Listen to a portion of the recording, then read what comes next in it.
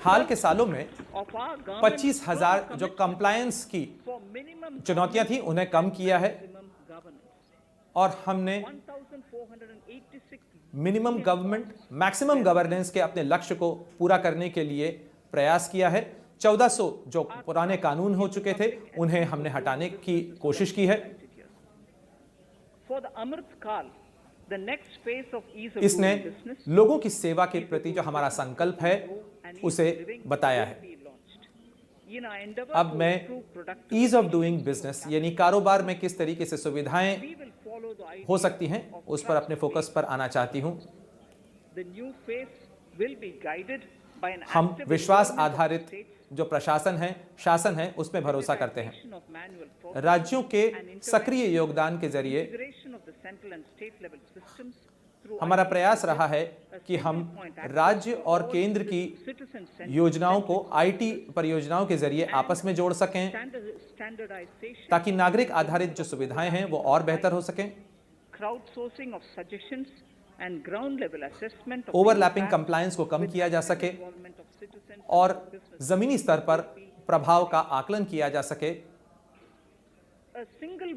और इन तमाम चीजों को और भी आगे बढ़ाया जाएगा।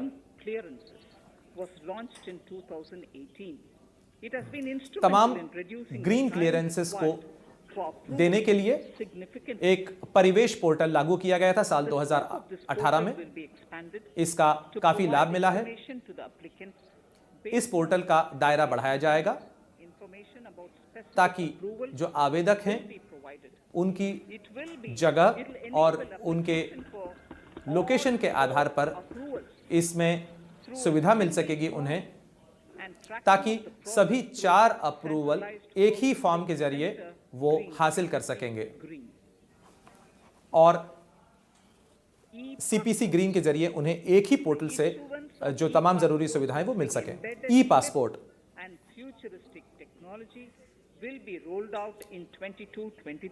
भविष्य की तकनीक के आधार पर ई पासपोर्ट जिसमें ई चिप लगी होगी जो वो साल 2022-23 में लागू किए जाएंगे, लोगों को मिलना शुरू हो जाएंगे, जिससे लोगों की आवाजाही में सुविधाएं उन्हें मिल सकेंगी।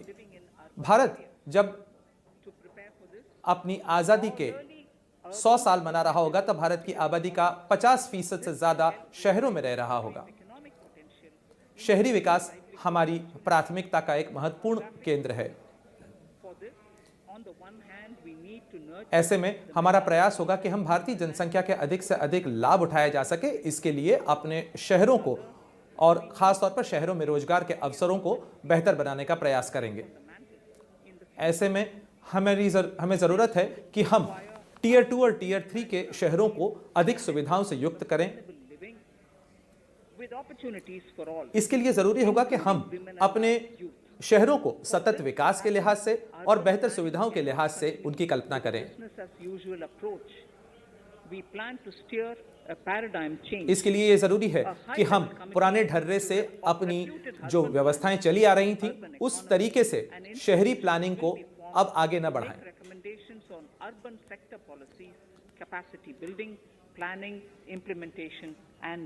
इसके लिए नए संस्थानों की जरूरत होगी जो कि अर्बन पॉलिसी, जो शहरी नीतियां हैं, उनको बेहतर तरीके से सोच सकें और लागू करने में मदद कर सकें। शहरी क्षेत्र में क्षमता विस्तार के लिए राज्यों को भी सुविधाएं मुहैया कराई जाएंगी। बिल्डिंग बायलॉज को आधुनिक बनाया जाएगा। टाउन प्लानिंग को भी सुधारा जाएगा। इस तरीके से प्लानिंग की जाएगी ताकि लोग आवाजाही के और परिवहन के जो मास ट्रांजिट सिस्टम्स हैं उनके नजदीक रह सकें। एक अमृत योजना इसके इम्प्लीमेंटेशन के लिए, इसे लागू करने के लिए लाई जाएगी। India specific knowledge in urban planning and design and to deliver certified training in these areas up to 5 शहरी विकास में वो भारतीय जरूरतों के अनुसार बनाया जा सके, इसके लिए 5 जो मौजूदा संस्थान हैं उन्हें चिन्हित किया जाएगा देश के 5 क्षेत्रों में और उन्हें सेंटर ऑफ एक्सीलेंस का दर्जा दिया जाएगा। इन सभी संस्थानों को 2500 करोड़ रुपए का अतिरिक्त फंड दिया जाएगा planning courses in other institutions. और तकनीकी शिक्षा के क्षेत्र में काम करने वाले संस्थान AICTE को इसके लिए जो मैन पावर है उसे तैयार करने के लिए मजबूत किया जाएगा। And governance solutions हम शहरी क्षेत्रों में with zero आवाजाही के साधन, परिवहन के साधन बेहतर बनाने का प्रयास करेंगे और इसके अंदर जो है battery swapping प्रदूषण मुक्त परिवहन के साधनों को प्रोत्साहित किया जाएगा। urban areas.